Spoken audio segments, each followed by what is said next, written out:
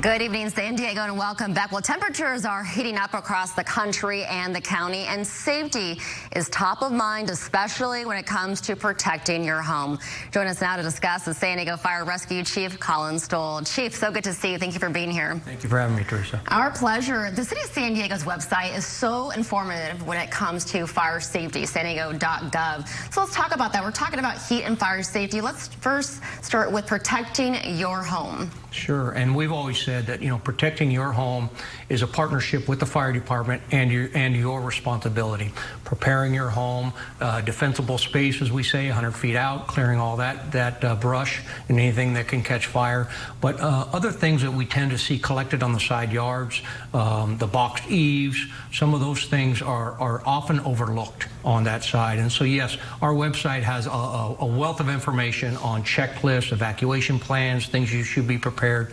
And certainly our biggest message is to abide by the warnings, the alerts that we give on the evacuations. A lot of times that people want to stay home, they want to try to protect their own property, and I have not seen a house yet that's worth a life. And it also makes our job more difficult as the residents don't abide by those evacuation orders for us to get in and try to put out that fire and protect the properties. Oh, thank you for sharing that. You also want to talk about fires inside of the home, how to protect your home.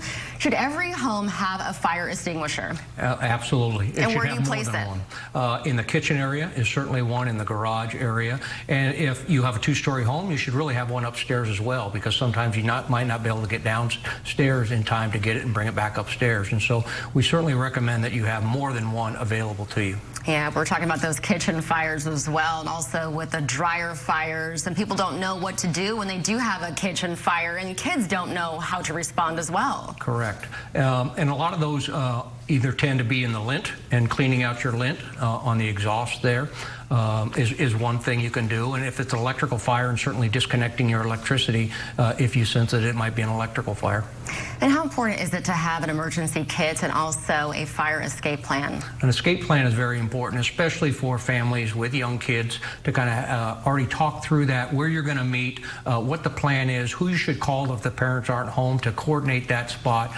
Certainly needs to be a plan of where you're going to meet, but just also to know what items you're going to collect. And sometimes when we go into those areas that are being evacuated, you see just chaos of running through and trying to grab whatever they can. And if you kind of have already planned out what you're going to grab, and if it's in a certain area that you can take and load up in your car and leave immediately, that's certainly a better preparation. All right. And what can you tell us about wildfire season? Right, it's heating up right now, especially for those residents who live in East County, the mountain areas. And what should they know? Well, certainly, we've seen the heat, we've seen the weather changes, but the state of California has already seen just a significant fire activity. Right now, at this point in time, we're a little bit over 90,000 acres have burned through the state of California. Last year at this time, just over 6,000 acres. So 15 times the acreage is already burned in the state of California. This is way too early for us to be seeing the fires that we're seeing throughout the state. And so certainly it's a concern of ours, and I think we're in for a very long season. And let's not forget 4th of July weekend coming up. That is a very dangerous weekend for us. We will have a fireworks safety press conference out at Ski Beach on July 1st. It's really, we say it every year, the importance of not setting off fireworks. They're illegal, they're dangerous. We repeat that message year after year, and yet we still have devastating fires and injuries associated with fireworks. Oh, thank you for sharing those fire safety tips. And before we go, you are retiring in August. We want to say thank you for your service. Thank you. I was reading about you. You were hired by San Diego Fire in 1988, so yes. 36 years in service. And yes.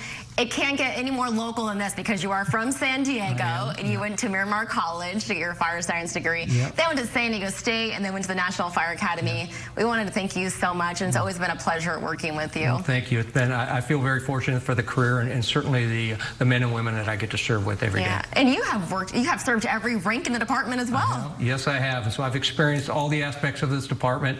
Again, it's my family department, and I have so much enjoyed just the folks that I get to work with all the time. And how are you feeling right now, knowing that you are reaching retirement? Very anxious. I'd like to say I'm super excited, but I think there's also a lot of anxiety when this has been my life since I was 20 years old, and certainly what the next chapter is going to bring, and is certainly bring some anxiety as well. Yeah, well, we appreciate you, Chief Stowell. Thank you so much for your time and service. Thanks for having me. Our pleasure.